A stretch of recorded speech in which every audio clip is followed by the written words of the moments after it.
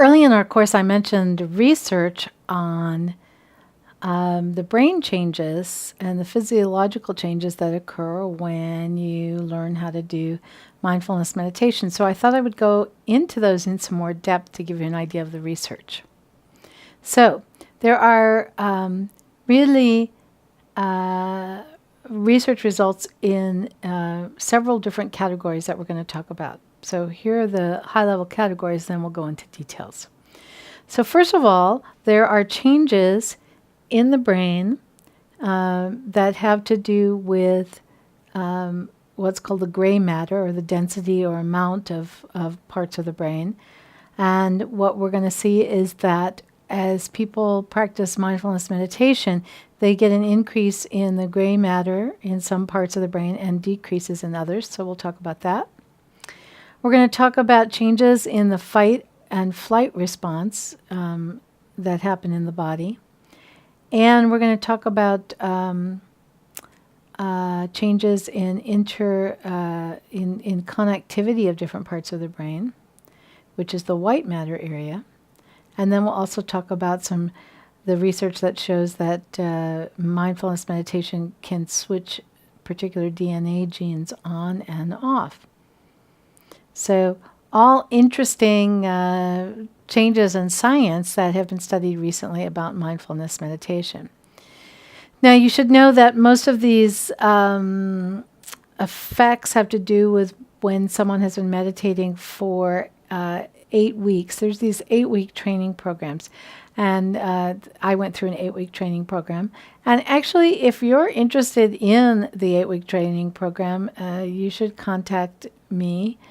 And we can talk about that because I do run some 8-week programs, and you might be interested in that. So most of this research assumes that people have been doing meditation for 8 weeks, 2 months, as a training period. So let's talk about what the research shows. So first we're going to talk about that changes in the gray matter. So the brain is usually talked about in terms of gray matter and white matter. And the gray matter has to do with density, or the amount of activity in that brain area. So in a program at Mass General Hospital, that was an 8-week-long program, what they found was they tested people. They did what's called brain scans, MRI brain scans, 2 weeks before people went through an 8-week program, and then 2 weeks after they were done with the 8-week program. And then they had a control group of people who had not meditated at all. And so for the people who had gone through the meditation program, they had an increase in the gray matter in certain parts of their brain: the left hippocampus, the posterior cingulate cortex, the left tempoparietal junction, and the cerebellum. All those names you may not really care much about, but there was an increase in this part of the gray matter of these parts of the brain.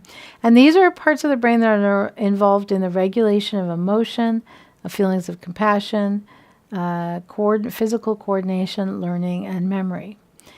And there was a decrease in the gray matter in the amygdala, and the amygdala is where anxiety and stress are processed. So what they concluded was that the changes in gray matter, the increase in the gray matter, corresponded to emotional and behavioral improvements, and the decrease as well caused a decrease in anxiety, a decreased risk of depression relapse, decreased insomnia. Their brains were actually different. And this has been shown in several studies. This is just one particular study that was at Massachusetts General, but this has been replicated in other studies. Interestingly, these changes that I'm talking about that happen in the brain and in the body appear to be permanent changes, so that after the 8-week program, even if they don't keep meditating every day, these changes hold, which I find really fascinating. All right, let's look at some more research. So in another study of white matter, what was found was that, remember, gray matter indicates more ability, white matter indicates more connectivity. So people who'd gone through the training had greater connectivity from different parts of their brain than non-meditators did. And so this translates, the researchers say, into better communication between different regions of the brain, better efficiency in switching attention from one sensation or thought to the next. And they were investigating this by measuring what's called alpha rhythms, the electrical signals or brain waves that transmit sensory and motor information. And they found that when meditators were asked to switch their focus of attention, they were able to do that easier than non-meditators. So the researchers also thought that this improved connectivity may be responsible for reductions in pain and negative thoughts that were reported by the mindfulness meditators, and that they may be better at changing focus from negative sensations or thoughts to positive or neutral ones. So that's another interesting brain research that's been found. Let's talk about the fight or flight syndrome idea. So your body has a reaction to when something stressful happens. It either gets ready to fight or it gets ready to run away. This is called fight or flight, and it involves the sympathetic and the parasympathetic as parts of the nervous system.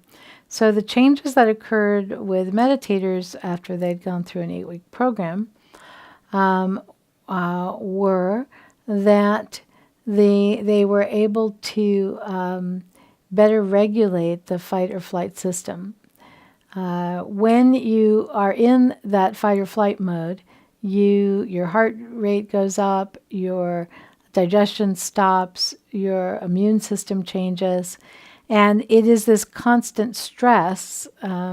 Your mind and your body starts to react to everything as though it's life-threatening, even though often it's not. You know, your coworker comes in and makes another snide, sarcastic remark, and your body goes into fight or flight mode when your life is not in danger. And this is what happens to us. We start to get these stress responses. And people who meditate, the research shows they are less reactive. They go into that fight or flight less when it's not really a life-threatening situation. And then the last part of the research has to do with DNA gene changes. This is some of the newest research I find really, really fascinating. So this is from the Benson Henry Institute for Mind-Body Medicine, again at Massachusetts General Hospital, and found that when you dial back the stress response, genes are switched off that are associated with chronic inflammatory responses. Now, a lot of what we know in medicine these days is that there are many chronic diseases like diabetes and heart disease that have to do with inflammation. When inflammation rises, then the chance of getting all these chronic diseases increases. And what they found was with the meditators, the genes were switching off that caused the inflammatory response. So I think that's really interesting research. So we have research that mindfulness meditation does great stuff. After just 2 months of an 8-week program, these permanent changes have occurred.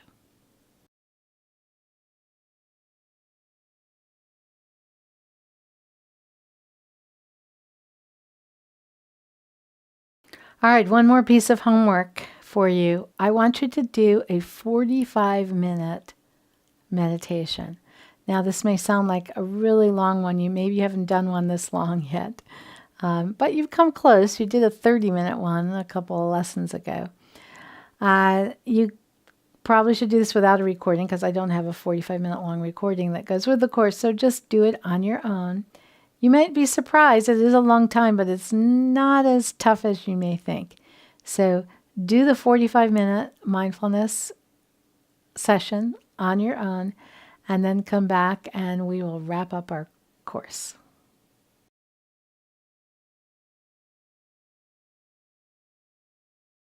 We've come to the end of our course. I hope that you've enjoyed it. I hope you've been trying out the meditations and doing the homework, and that perhaps you've already seen some changes in how you react to life and how you react to stress based on the meditations you've done so far. I encourage you very much to continue, to keep meditating. You have all the resources you need. You have the recordings, and you can do it on your own. And I really recommend that you keep going with it. You'll find that you get better at it, and the advantages only increase. And if you are interested in doing the full 8-week meditation program, send me an email, contact me, and we'll see if we can get you into one of those. So I wish you all the best with your meditation practice, and thank you for learning mindfulness meditation with me in this course.